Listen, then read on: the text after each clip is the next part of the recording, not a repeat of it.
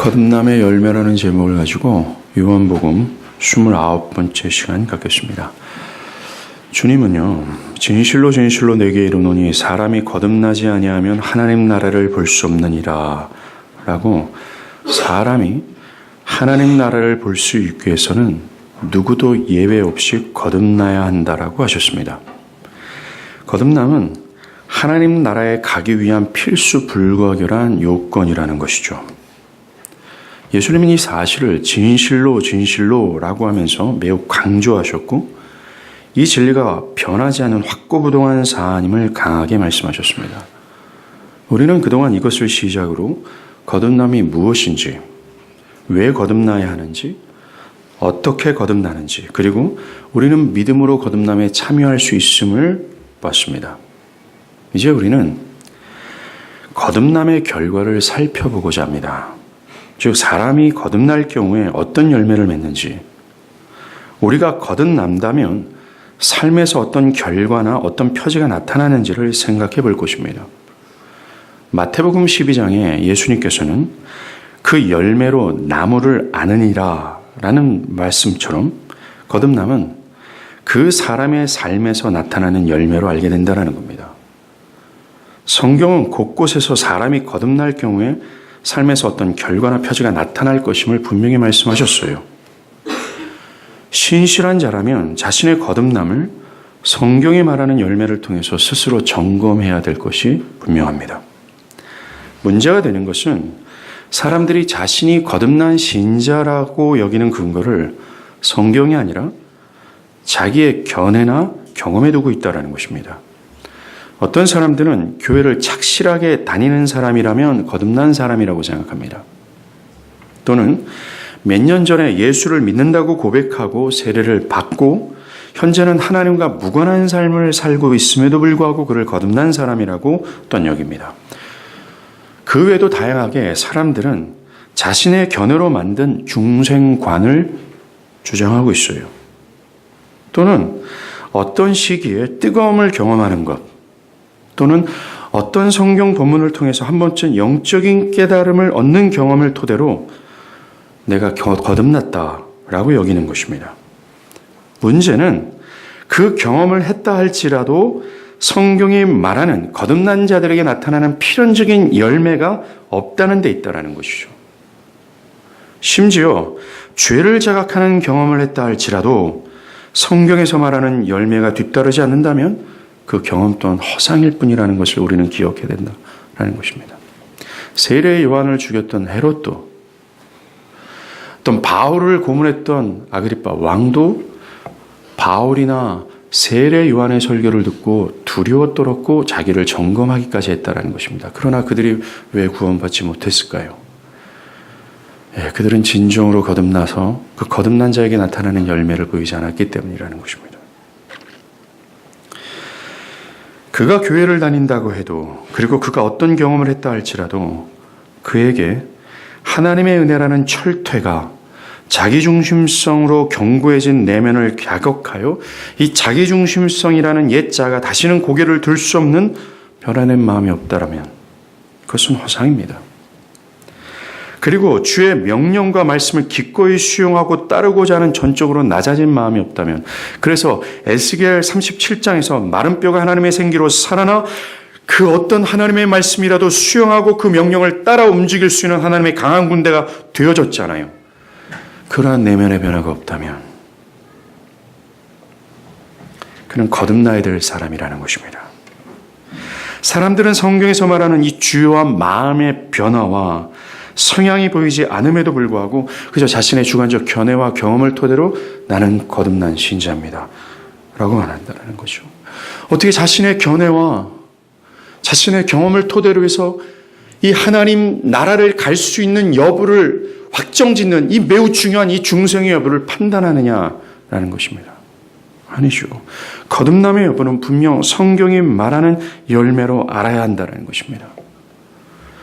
오늘 본문에 성령으로 난 사람도 그러하니라 라는 말씀처럼 성령으로 거듭난 자들에게는 어떤 현상, 표지가 뒤따른다는 거예요.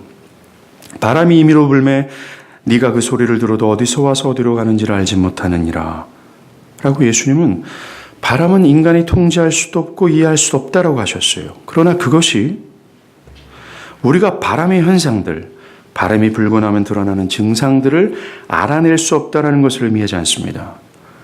우리는 그 소리를 들을 수 있고 흔들리는 들풀을 볼 수 있으며 구름들이 빨리 움직이는 것을 볼 수 있고 거센 폭풍 앞에서는 두려워서 숨기도 합니다. 바람의 효과들을 통해 바람이 불었다라는 것을 안다라는 거죠. 성령의 역사도 마찬가지라는 겁니다. 우리는 성령을 통제할 수 없고 이해할 수 없습니다. 심지어 성령으로 태어나는 이 거듭남의 이 역사를 통제할 수 없고 눈으로 확인할 수는 없습니다. 그러나 그것이 성령의 효과들을 목격할 수 없다라는 의미가 아닙니다. 성령이 역사하는 곳에는 그 어떤 현상, 열매들이 부인할 수 없을 정도로 분명하게 나타난다라는 거죠. 예수님은 바람을 그 효과나 현상을 통해 아는 것처럼 거듭남도 보이지는 않지만 그 효과와 현상을 통해서 분명히 알 수 있다라고 얘기합니다. 열매를 통해서 말이죠. 로봇 로우가 쓴 삶의 테스트라는 요한일서 주석이 있습니다. 그에 의하면 요한이 쓴 성경은 요한복음과 요한 1, 2, 3서겠죠. 이 특별히 요한 1서는 우리가 영적 생명을 가졌는지 우리가 거듭났는지를 알아보는 기준을 제시한다라고 말했습니다. 사도 요한이 요한 1서를 쓴 목적은 두 가지입니다. 참된 신자들에게 요한이 말하는 테스트를 제공함으로, 즉 거듭난 자들에게 이런 열매 등등등이 있다. 이걸 한번 살펴봐라. 이것을 보면서 너를 한번 테스트해봐라 라고 제기를 한 겁니다. 이것을 제공함으로써 그들이 거듭났음을 알게 하기 위해라는 거죠. 그리고 두 번째는 거듭나지 않았던 이 거짓 고백자들에게는 자신의 진실한 상태를 깨닫고 참된 생명으로 돌이키라고 하는 목적이 있다는 겁니다. 저는 오늘도 이 두 가지 목적을 가지고 여러분들에게 이 말씀을 전하고자 해요. 그것을 위해서 요한 1서에서 제공하는 거듭남의 열매를 나열해 보겠습니다.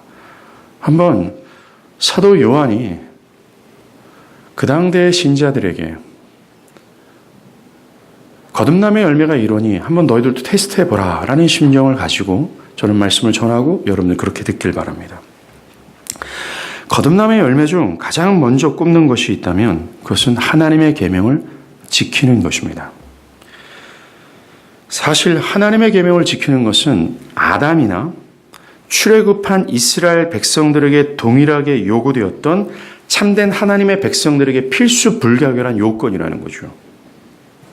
그리고 우리가 앞서서 본 에스겔 36장, 37장을 보더라도 거듭남의 주요한 목적이, 즉 하나님의 생명이 마른 뼈와 같은 우리를 살리시는 가장 주요한 목적이 뭡니까? 하나님의 계명을 기꺼이 수용하여 그것을 따름으로 하나님을 영화롭게 하는 거예요. 사도 요한도 이제부터 성경을 좀 곳곳을 좀 찾아볼 건데요. 요한 1서를 찾아보시길 바랍니다. 제가 가지고 있는 성경 387쪽이에요. 신약.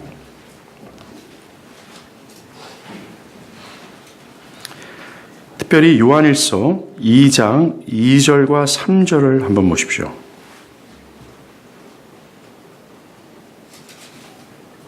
죄송합니다. 2장 3절과 4절입니다. 우리가 그의 계명을 지키면 이로써 우리가 그를 아는 줄을 알 것이요 그를 아노라 하고 그의 계명을 지키지 아니하는 자는 거짓말하는 자요 진리가 그 속에 있지 아니하리라. 그 외에도 요한일서 3장 24절도 동일한 말씀을 합니다. 한 군데 더 찾아보죠. 요한일서 5장 1절 2절입니다. 특별히 요한일서 5장 1절부터 4절은 거듭난 자들에게 나타나는 열매가 어떤 것인지를 집중해서 설명하는 구절 중에 한 부분입니다. 특별히 요한일서 5장 1절과 2절 제가 읽어드릴게요. 예수께서 그리스도이심을 믿는 자마다 하나님께로부터 난 자니, 여기서 하나님께로부터 났다라는 것이 거듭났다라는 헬라어와 일치하는 겁니다. 또한 낳으신 이를 사랑하는 자마다 그에게서 난 자를 사랑하느니라. 2절 우리가 하나님을 사랑하고 그의 계명을 지킬 때에 비로소 우리가 하나님 자녀를 사랑하는 줄을 아느니라. 3절 하나님을 사랑하는 것은 이것이니 우리가 그의 계명을 지키는 것이라. 그의 계명들은 무거운 것이 아니로다 라고 얘기합니다. 요한이 말하는 것, 그 계명을 지키는 것은 그저 외적인 순종만을 의미하는 것이 아닙니다. 그저 교회를 다니고 신앙생활에 어떤 신앙적 행위를 하고 신앙적인 어떤 것을 하는 것을 얘기하는 것이 아닙니다. 왜냐하면 우리는 신약에서 바리새인들도 계명에 대한 외적인 순종을 매우 철저하게 실행하는 것을 봤기 때문에 그래요. 요한이 강조하는 바는 거듭난 자들은 그 계명을 무겁게 느끼지 않는다라는 것입니다. 이게 무슨 말일까요? 예를 들어서 우리가 진심으로 하고 싶은 일이 있어요. 그런 일들이 아무리 어려운 일을 할지라도 우리는 부담을 느끼지 않습니다. 무겁게 느끼지 않는다라는 거죠. 그런 것처럼 거듭난 자들에게 하나님의 계명을 따르고 지키는 것은 부담스럽게 느껴지지 않는다라는 것이죠. 그 계명이 매우 매력적이고 기쁨이 된다라는 겁니다. 신실한 시편 기자의 고백을 한번 들어보십시오. 시편 40편이요. 나의 하나님이여 내가 주의 뜻을 행하기를 즐거우니 주의 법이 나의 심중에 있나이다. 시편 119편도 마찬가지예요.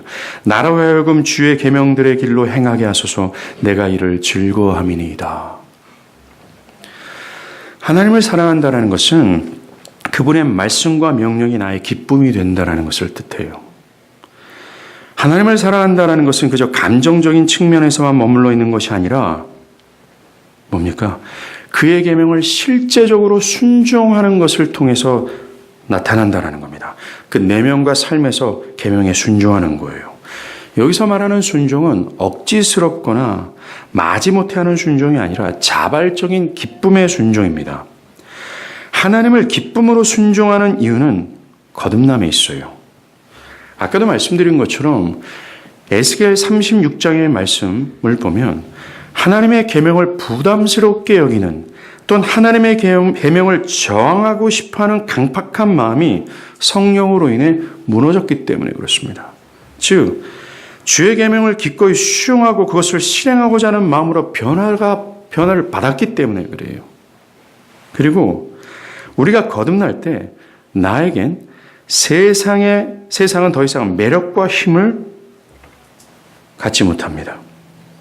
우리는 거듭날 때 진정한 아름다운 대신 예수의 영광에 눈을 뜨게 되는 거예요. 그래서 더 이상 주를 따르지 못하게 만드는 세상의 여러 요소들에 대한 강한 매력과 힘을 느끼지 못한다는 겁니다. 이러한 이유로 우리는 하나님의 뜻을 따르는데 부담을 갖거나 무게를 느끼지 않는다는 것이죠. 우리가 거듭난 것은 주의 계명을 따르기 위한 역사입니다. 우리는 이것을 그냥 관가해서는 안 된다는 거예요. 사랑하는 여러분, 제가 여러분께 질문하겠습니다. 여러분들은 신앙하는 것이 부담스럽습니까? 어떤 일정한 기간 동안 그런 마음을 느낄 수도 있습니다. 그러나 그것이 1년이고 2년이고 3년이고 주의 계명을 따르는 것이 즐거운 마음이 있지 않다면 여러분들은 그 마른 뼈 안에 역사하시는 성령의 역사가 아직 없는 자나 마찬가지입니다. 거듭나야 된다는 것이죠. 여러분들이 아무리 뜨거운 경험을 했다 할지라도 여러분들의 신앙 영조가 아무리 길다 할지라도 하나님을 사랑하는 마음으로 그분의 명령과 뜻이 기쁨이 돼요. 그것을 실제적으로 수행하는 것에 아무런 부담과 무게감을 느끼지 않는 마음으로 변화를 받아야 된다는 것입니다. 오늘 요한 사도는 거듭난 자들에게 나타내야 될 가장 선행돼야 될 조건 하나가 바로 그 계명을 지킨다라는 것입니다. 우리는 이 시점에서 사도 요한이요, 거듭난 자들이 하나님의 계명을 지킨다고 할 때 특별히 어떤 계명을 염두에서 말했는지를 알 필요가 있습니다. 도대체 어떤 계명을 부담스럽게 여기지 않는 마음을 갖는가라는 것이죠. 그의 계명을 부담스럽게 여기지 않는다라고 할 때의 전제는 먼저 모든 말씀인 것은 분명합니다. 즉 사도 요한은 브로드하게 모든 성경의 명령과 뜻에 대해서 거듭난 신자들은 부담스러움과 또 무게감을 느끼지 않는다라는 것은 분명히 맞아요. 그러나 요한은 요한 1서를 읽다 보면요, 구체적으로 한 가지를 염두하고 말합니다. 그것이 무엇인 줄 아십니까?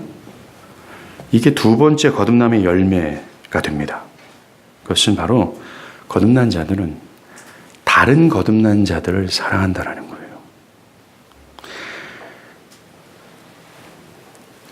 저는 지금 그냥 다른 사람을 사랑한다고 얘기하지 않고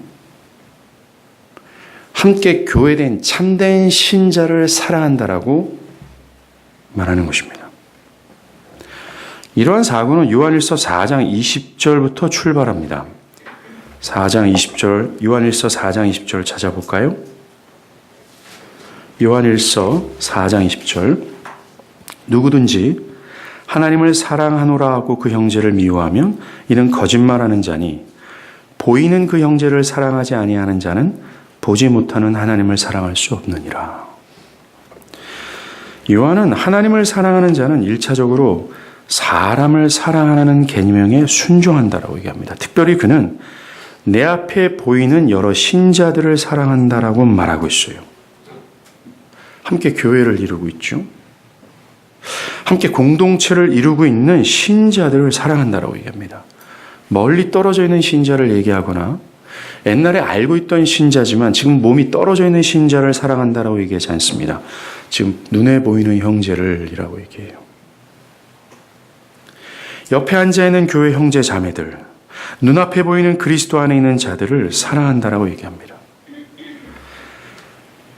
요한 1서 5장 1절 또 한번 볼까요?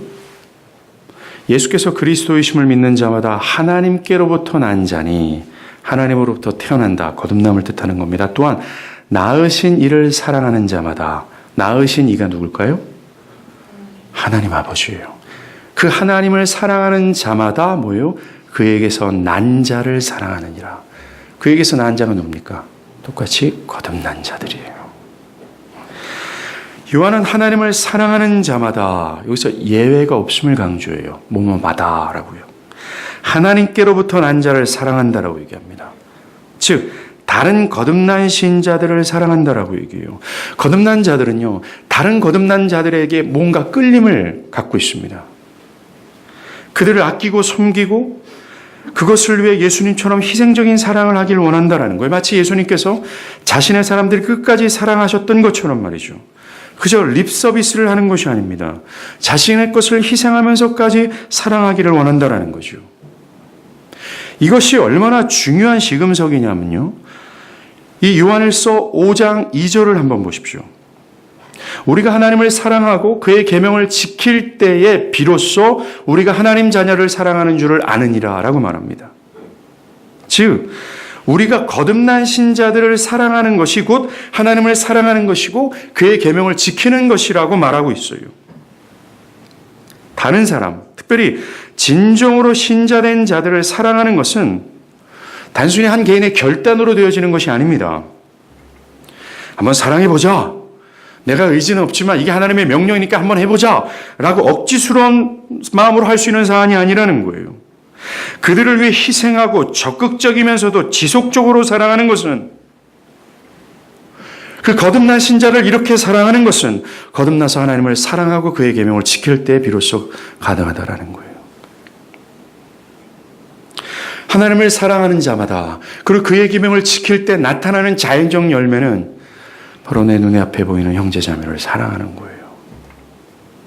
사랑하는 여러분, 여러분 곁에 있고 한 교회 공동체로는 형제자매들이 있잖아요. 그들을 사랑하는 것은 구원의 매우 중요한 시급석 중에 하나라는 것입니다. 왜 에베소서에서 사도 바울이 또 여러 사도들이 교회 안의 분쟁과 서로 미움과 다툼에 대해서 그렇게 경고했던 이유가 바로 여기 있는 것입니다. 그들 안에 새 생명이 과연 역사하고 있다면 그런 일들이 일어나지 않기 때문에 그래요. 우리 교회 회원 면담을 연말마다 합니다. 그럴 때 제가 항상 질문하는 요소가 바로 이거예요. 당신은 공동체 지체들을 열심히 사랑하고 있습니까? 또한 적극적으로 그들을 섬기며 사랑하기를 갈망하고 있습니까? 라는 겁니다. 이 질문은 당신은 신자입니까? 또한 거듭난 자입니까? 교회된 잡니까? 라는 질문과도 마찬가지라는 것입니다. 우리는 이 사안에 대해서 진지하게 물어볼 필요가 있어요. 사람들은 하나님을 사랑하지 않고도, 즉 거듭나지 않고도 사람들을 사랑할 수 있다라고 얘기해요. 그러나 요한은 우리가 하나님을 사랑하고 그 계명을 지킬 때야 비로소 사람들을 사랑할 수 있다라고 얘기합니다.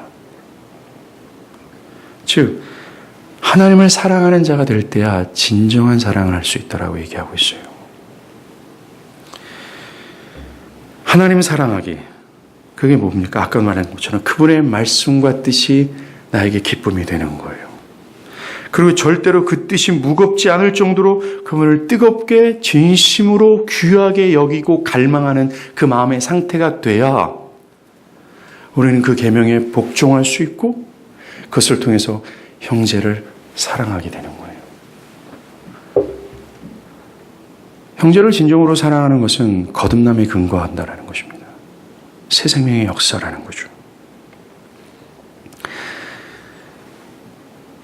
누구든지 하나님을 사랑하지 않고서는 어떤 사람이든, 따뜻한 마음을 갖고 있는 성품을 갖고 있는 사람이든, 겸손한 성품을 갖고 있는 사람이든, 뭔가 부드러운 말을 잘할 수 있는 사람이든 그것은 결코 사랑이 될 수 없어요. 또한 그런 사람들은 참되게 신자를 사랑할 수 없습니다.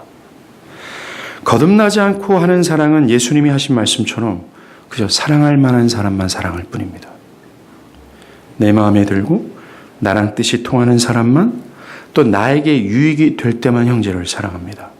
그리고 사도 바울이 말하는 것처럼 자기 유익을 도모하기 위해 사랑하는 위선적이면서도 자기중심적 사랑일 뿐이라는 겁니다. 자신에게 해가 되거나 자신에게 불필요함을 느낄 때 사랑하지 않습니다. 이들은 어떤 형제를 사랑한다고 하지만 또 뒤에서는 어떤 형제에 대해서 수근덕거리기도 하죠.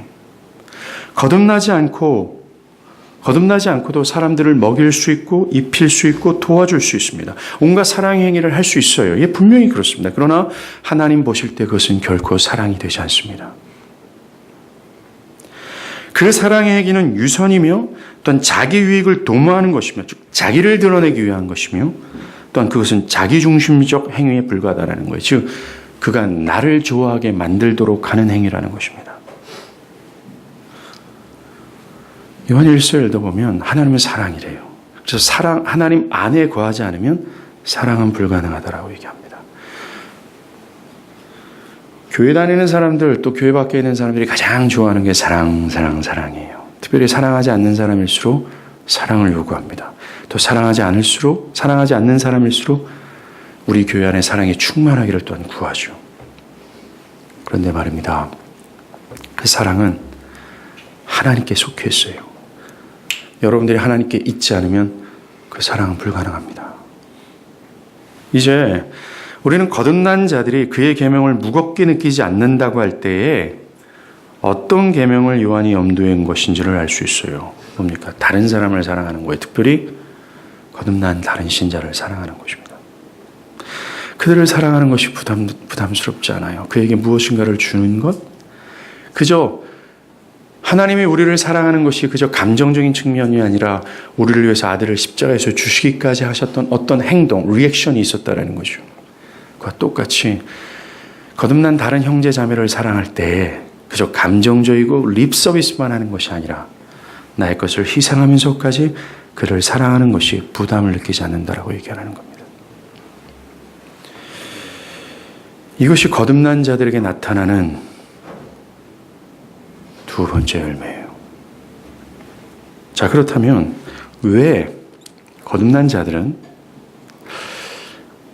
한 교회에 된 형제 자매들을 희생적으로 사랑하는 것에 대해서 부담을 느끼지 않을까요? 그 이유는 거듭난 자마다 세상을 이겼기 때문에 그렇습니다. 자, 요한일서 4장을 또 보죠. 요한일서 5장입니다. 요한일서 5장 4절을 한번 보잖아요. 지금 요한일서 5장 1절, 2절, 3절은 거듭난 자들에게 나타나는 열매가 무엇인지를 나열합니다. 그러면서 3절에 뭐라 그래요? 우리가 방금 이야기한 그의 계명들을 무겁게 느끼지 않는다고 얘기하잖아요. 4절에서 그 이유를 얘기합니다. 무릇, 이렇게 얘기해요. 무릇. 우리말 성경에는 나오지 않지만 원문을 보면 무릇전에 왜냐하면이라는 접속사가 나와요. 즉, 왜 거듭난 자들이 다른 거듭난 신자들을 사랑하느냐? 왜냐하면이라고 나와요. 우리 그래서 4절에서 집중해야 돼요. 왜냐하면 하나님께로부터 난 자마다 세상을 이겼기 때문이다 라고 얘기를 하는 겁니다. 이 말을 가만히 생각하면요. 세상을 이겼다는 것은 세상을 이겼기 때문에 사랑한다고 얘기하잖아요. 그렇다면 이 세상 안에는 하나님을 사랑하지 못하거나 또 형제자매를 사랑하지 못하게 하는 어떤 세력이 있다는 것을 알 수 있어요. 그러나 거듭날 때 우리는 사랑치 못하게 하는 그 세력을 이기는 겁니다. 그렇다면 이 세력이 뭘까요? 요한은 그것을 요한일서 2장 15절과 17절에서 말합니다. 찾아볼게요. 요한일서 2장 15절과 17절입니다. 가만히 보세요. 이 세상이나 세상에 있는 것들을 사랑하지 말라. 누구든지 세상을 사랑하면 아버지의 사랑이 그 안에 있지 아니하니. 예스. 그가 세상을 사랑하고 세상에 속해 있으면 사랑이 어디에 속해 있다라고 얘기해요? 하나님께 속해 있다라고 얘기하는데 그 하나님께 속해 있는 하나님의 그 사랑이 그 안에 있지 않게 된다라고 얘기합니다. 왜요? 아까도 말씀드린 것처럼 세상 안에는 하나님을 사랑하지 못하게 하고 사는 사람을 사랑하지 못하게 하는 세력들이 있기 때문에 그렇습니다. 16절에 이는 세상에 있는 모든 것이 육신의 정욕과 안목의 정욕과 이생의 자랑이니 다 아버지께로부터 온 것이 아니요 세상으로부터 온 것이다 라고 얘기합니다. 우리가 하나님을 사랑하지 못하고 또는 이웃을 사랑하지 못하게 하는 세력을 분명히 이겨야 돼요. 꼭 이겨야 우리는 사랑할 수 있습니다. 우리가 이겨야 될 대상은 바로 우리가 방금 봤던 2장 16절에서 나오는 육신의 정욕, 안목의 정욕, 이생의 자랑이에요. 즉 어떤 것을 더 소유하고자 하는 욕구와 소유한 것에 대한 자랑을 말하는 겁니다. 어떤 것을 계속해서 탐하고 어떤 것을 나의 것으로 삼고자 어떤 것을 막 집착하는 것. 바로 이거예요. 이것이 하나님과 이웃을 사랑하지 못하게 하는 세력이라고 얘기합니다. 사랑하는 여러분, 육신의 정욕, 안목의 정욕, 이생의 자랑, 어떤 것을 소유하고자 하고 어떤 것을 탐하고 어떤 것을 집착하고 어떤 것을 자랑하려고 하는 이것의 중심에 뭐가 있을까요? 바로 자아숭배가 있어요. 나를 드러내고 나를 자랑하고 나를 높이고 하는 자는 이 자기중심성이 그 중심에 있다는 겁니다. 이러한 것들, 이 자기중심성이 있는 한 하나님을 사랑하지 못하고 서로를 사랑하지 못하는 겁니다. 그저 나를 위해 나의 소유와 나에게 속한 것들만 집착할 뿐이라는 거예요.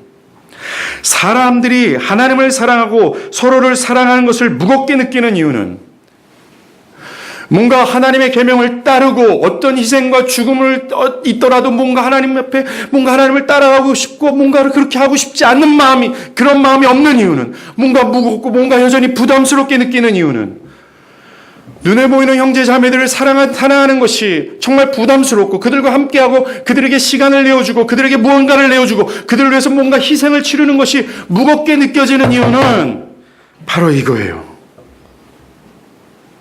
세상을 이기지 못했기 때문에 그렇습니다. 즉 나를 숭배하고자 세상의 것들을 갈망하기 때문에 그래요. 나의 것을 집착하고 있기 때문에 그렇습니다. 물질, 자기 미래, 자기 자녀, 자기 사람, 자기 건강, 자기 학업, 자기 사업 등등을 갈망하게 된다면 결코 그는 그리스도의 희생적 사랑은 불가능하다라고 성경은 얘기합니다. 왜냐하면 그런 세상의 것들이 하나님과 다른 신자들을 대신하기 때문에 그래요. 거듭난 신자들은 오매불망 하나님을 사랑하고 뭔가 하나님을 즐거워하는 자들을 사랑하게 되거든요. 하나님에 대해서 열심을 품고 있는 자들에게 뭔가 끌림을 갖고 있습니다. 뭔가 하나님의 말씀에 순종하고자 분투하는 그런 자들과 함께하고 싶어하는 열망들이 생기거든요. 그런데 거듭나지 않는 사람, 즉 세상을 이기지 못한 사람들은요. 그 하나님과 그 신자를 대신해서 자기가 갈망하는 세상의 것이 있어요. 그래서 살아가지 못합니다. 그렇다면 해결책이 뭘까요? 즉 세상의 것들을 이길 수 있는 길이 뭐냐라는 겁니다. 어떻게 해야 다른 신자를 사랑하는 것을 부담스럽게 여기지 않는다는 이 계명을 지킬 수 있냐라는 거예요. 바로 거듭남입니다. 무릇 하나님께로부터 난 자마다 세상을 이긴다고 하지 않습니까? 이 말은 곧 세상에 대한 갈망, 자아숭배의 뿌리를 잘라내는 것입니다. 세상을 이긴다라는 것은 육신의 적용, 이생의 자랑이 더 이상 우리를 지배하지 못하는 뜻이에요. 힘을 잃어버린다라는 겁니다. 다른 말로 말하면 자기를 집착하고 자기를 자랑하고 자기 고집하고 자기만을 위하는 이 자기중심성이 다시는 고개를 들지 못하도록 힘을 잃어버린다라는 겁니다. 그것이 세상을 이긴다는 뜻이에요. 어떤 사람들은 자기가 거듭난 신자라고 얘기하면서 자신의 옛자가 수시로 고개를 들고 있어요. 수시로 자기를 고집하고 자기를 집착하고 있습니다. 마치 자신이 하늘에 올라갔다 내려왔던 것처럼 위대한 영적인 경험을 했다고 하는 사람들마저도 마틴 루터가 얘기했잖아요. 하늘에 그가 올라갔다 왔다 할지라도 성경에서 말하는 이 거듭남에서 나타난 열매가 없다면 그를 신자로 여기지 말라고 얘기하는 겁니다. 사랑하는 여러분, 저는 목회를 하면서 이 사안이 상당히 저를 항상 짓누르고 괴로움을 가져다 줍니다. 사랑하는 성도들에게, 사랑하는 형제 자매들에게 육신의 종욕, 즉 자아숭배를 하고자 하는 열망들이 너무나 쉽게 고개를 드는 모습이 발견되어질 때 저는 사실 큰 슬픔과 괴로움에 빠지는 것이 저의 솔직한 심정입니다. 사랑하는 여러분, 거듭남이 근거가 되어야 돼요. 이것이 거듭남의 세 번째 열매입니다. 즉 세상을 이긴다라는 것이요. 즉 세상의 탐욕과 나를 집착하는 이 자아숭배가 다시는 고개를 들지 못하도록 잘라져 나가는 겁니다. 그리고 거듭남의 네 번째 열매입니다. 우리가 요한일서 5장 1절에 요한일서 5장 1절 예수께서 그리스도이심을 믿는 자마다 하나님께로부터 난 자니라고 얘기하죠. 예, 거듭남의 네 번째 열매는 예수께서 그리스도이심을 믿는 거예요. 이것이 가장 중요하면서도 우선이 되는 열매일 겁니다. 그래서 가장 먼저 언급을 한 거죠. 우리가 거듭날 때 가장 결정적인 사건은 성령이 예수님을 다른 무엇보다 가치 있게 보이도록 한다는 것입니다. 가장 아름답게 보인다는 거죠. 우리가 찬송가 아름답다 예수여 나의 좋은 친구라고요. 그리스도의 십자가의 구속이 너무나 아름답고 그분의 존재와 가치와 그분이 행하신 모든 일들이 가장 가치 있게 보이는 거예요. 이게 거듭날 때 가장 결정적으로 우리에게 끼치는 영향 중에 하나라는 것입니다. 왜 그럴까요? 보십시오. 성령이 우리를 거듭나게 하실 때 우리의 눈의 허물을 벗겨 우리의 진실한 상태를 보게 합니다. 그 전까지는 나 자신이 성경에서 말하는 하나님의 진노를 받을 죄인이라고 여기지는 않았어요. 왜냐? 그냥 어느 정도 괜찮은 사람이라고 그저 여겼습니다. 교회를 다니고 있고 도덕적으로도 별 문제가 없어요. 별 춤을 일으킨 적도 없기 때문에 그렇습니다. 그런데 성령이 거듭나게 하실 때 나 자신이 지옥의 끝자락에 있음을 깨닫게 하세요. 내 안에 죄악의 구더기가 우글거리고 하나님의 무시무시한 심판과 형벌이 내 앞에 있음을 깨달아 내가 죽을 죄인이며 내가 죽게 되었구나 라고 하면서 바들바들 떨며 두려워하게 한다는 겁니다. 더 문제는 나를 이 죄의 형벌에서 내 지혜와 힘은 나를 구원시킬 수 없다라고 하는 절망에 그는 주저앉는다는 거예요. 그는 지금껏 집착해왔던 세상의 모든 것이 자신에게 아무런 도움이 되지 못할 뿐만 아니라 도리어 해가 된다는 사실을 알게 된 거예요. 왜요? 그 세상의 탐욕을 손에 쥐었고자 세상을 추구하느니라고 진정한 나의 문제를 몰랐단 말입니다. 지금까지 가장 소중히 여겼던 그 모든 세상의 것들이 도리어 해가 됨을 그제서야 깨닫게 된 거예요. 한마디로 그는 그의 전 인격과 전 인생과 내면 전체가 죄며 모두 전체가 다 무너져 내려앉는 겁니다. 철저히 낮아지고 자기를 부정할 수밖에 없는 상태로 떨어지는 거예요. 그때, 바로 그때입니다. 성령이 복음의 빛을 비추세요. 두려워 떠는 자에게 성령은 복음을 말씀하십니다. 죄인을 위하여, 즉 나 같은 죄인을 위하여 하나님의 아들 예수가 그들이 받아야 될 모든 형벌의 값을 십자가에서 대신 지불하셨다라고 하는, 그래서 그를 믿는 자들은 그 죄의 심판에서 살 것임을 말해요. 바로 그때 그는 이 세상의 어떤 것보다 예수를 가장 존귀하게 여깁니다. 가장 가치 있게 여기며 그것으로 그는 자신의 온 몸과 마음을 뜻을 다해 예수를 붙잡고자 하며 그를 의지하고자 하며 그를 따르고자 하며 그를 자신의 구주로 모시기를 갈망하는 거예요. 이것이 믿음입니다. 사랑하는 여러분, 누가 그리스도를 존귀하게 볼까요? 세상을 여전히 사랑하는 자들에게 예수가 존귀하게 보일까요? 아닙니다. 그들에게 예수는 그저 마른 뼈다귀에 불과한 것처럼 보일 수밖에 없어요. 누가 아름답다 예수여 나의 좋은 친구라고 말할 수 있을까요? 예, 지옥의 끝자락에서 자신의 형벌 때문에 바들바들 두려워 떤 자들에게만 그 예수가 가장 존귀하게 보이게 되는 거예요. 왜 교회 다니는 사람들이 예수를 사랑하지 않을까요? 그 예수로 충성을 느끼지 못할까요? 거듭나지 않았기 때문에 그렇습니다. 성령이 펼쳐주시는 이 성경 전체가 말하고자 하는 궁극적인 선, 하나님의 선하심, 그 예수 그리스도의 아름다움을 보기 위해서는 눈이 열려야 돼요. 거듭나야 된다는 겁니다. 왜 사람들의 신앙이 형식적이고 왜 이렇게 의식적일까요? 자신의 진실된 상태를 아직 못 봤기 때문에 그래요. 기독교 믿음이란 바로 그런 겁니다. 이 예수를 믿는 믿음으로 우리는 세상을 이겨요. 그동안 세상은 세상에 대한 탐심과 자기 자랑을 갈망하고 추구한 것을 통해서 우리를 속박했어요. 즉, 하나님과 그리스도에서 눈멀어 있는 사람들은 자신의 눈에 보이는 세상의 성공과 부와 명예를 탐하느냐, 거기에 완전히 매여 있어요. 세상의 노예가 되어 있다는 것입니다.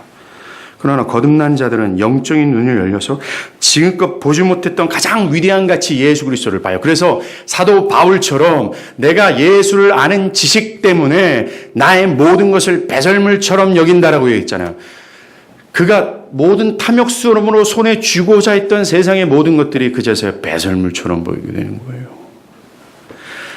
거듭나지 않는 자들에게 아무리 이것을 떠들어댄다 할지라도 그는 절대로 이해하지 못하고 그것을 수용하지 못합니다.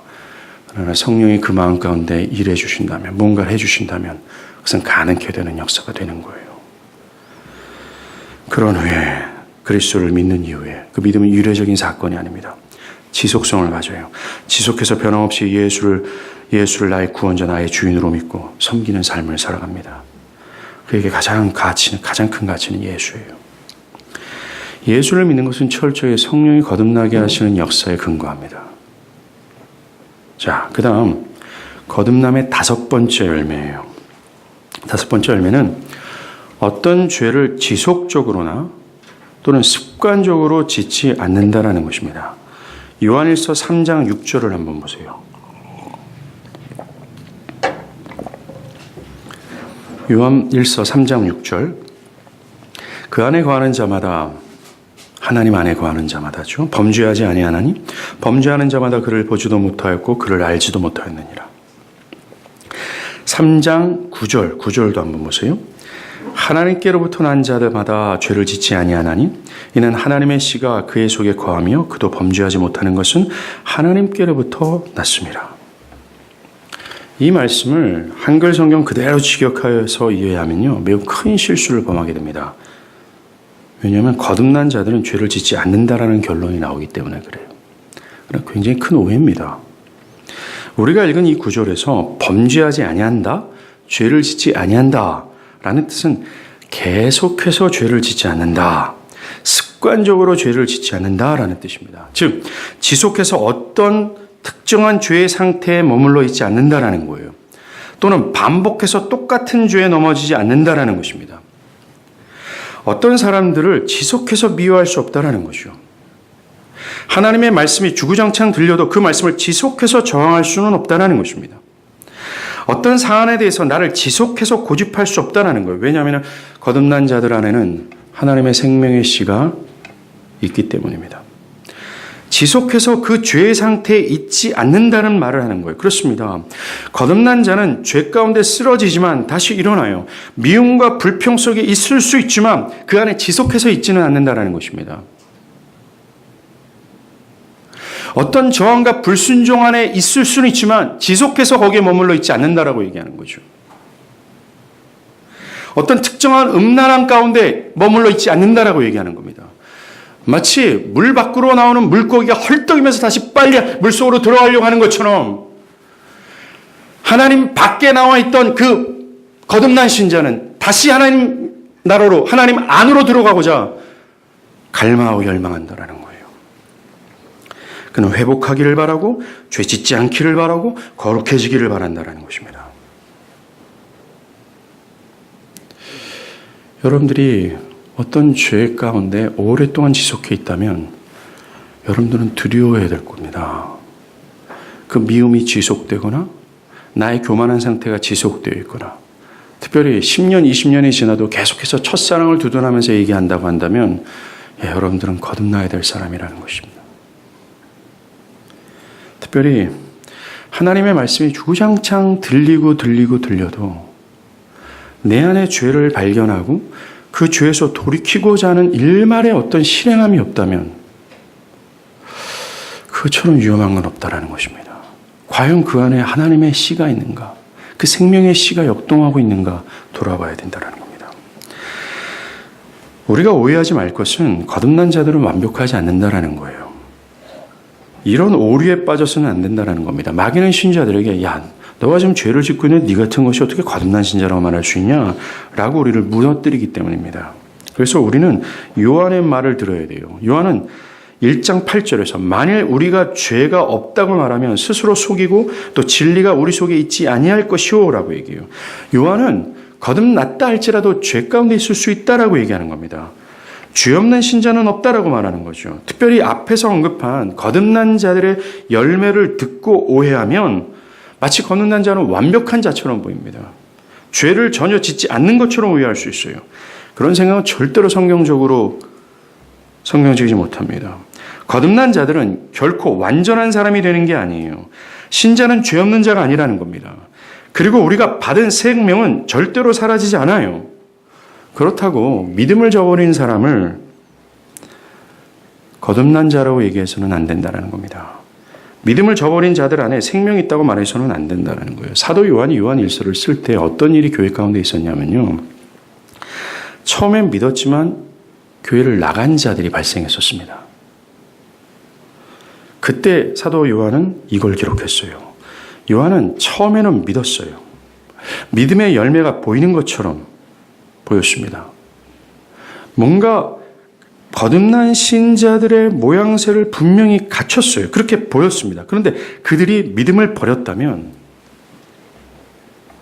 그들은 거듭남이 취소가 되는 것이 아니라 본래부터 거듭나지 않았음을 사도 요한은 말했다는 겁니다. 진정한 자들은 끝까지 믿음을 지킵니다. 끝까지 인내한다라는 거죠.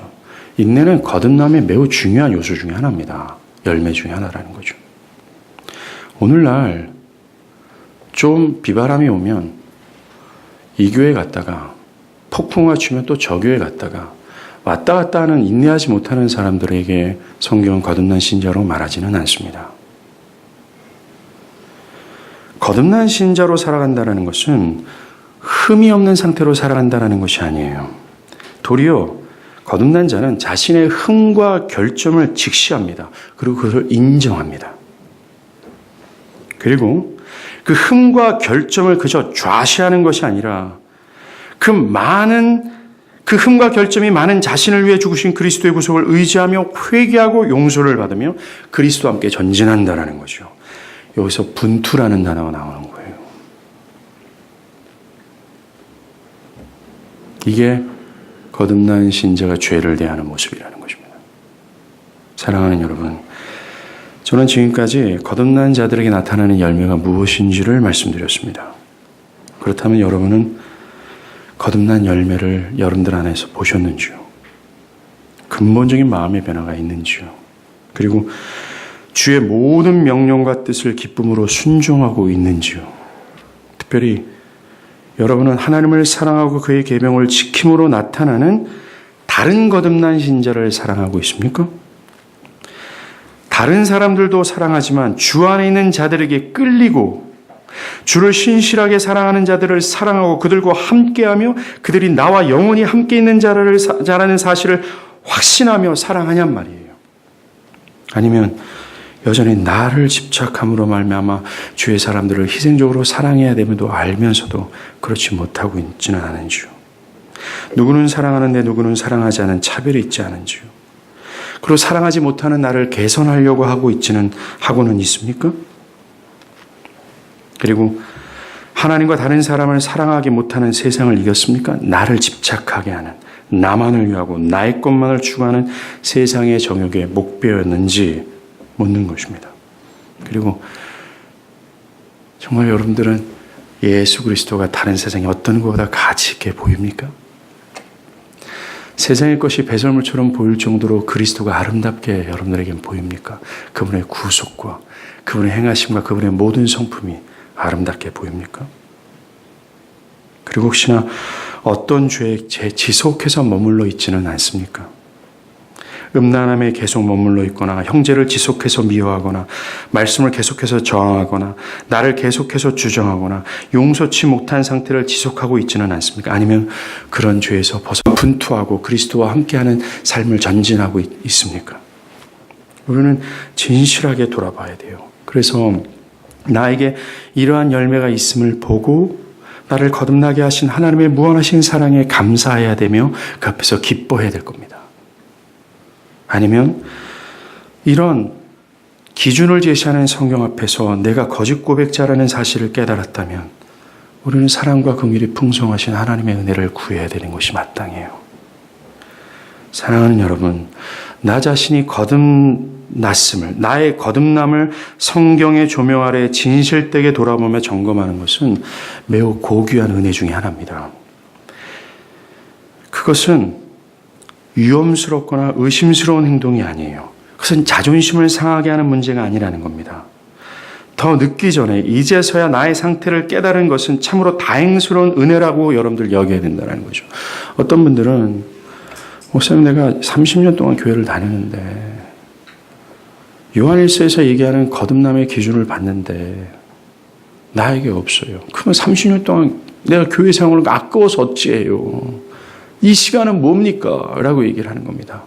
사랑하는 여러분, 어떻게 감히 그렇게 생각할 수 있겠습니까? 이제 와서 이 30년 동안 쌓아왔던 이 종교 때문에 쌓아왔던 이 강팍한 심령을 무너뜨리고 이제 와서 제대로 빛을 비추어 봤다는 그 은혜 가운데 전율하고 기뻐해야 되고 다행스럽다고 얘기해야 되는 거 아니냐는 거죠.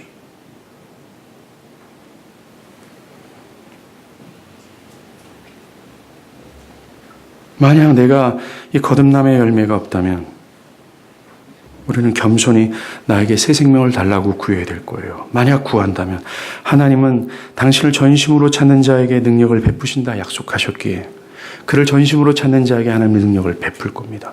뭔가를 할 거예요. 그러나 문제는 우리가 하나님을 찾지 않는 것에 있어요.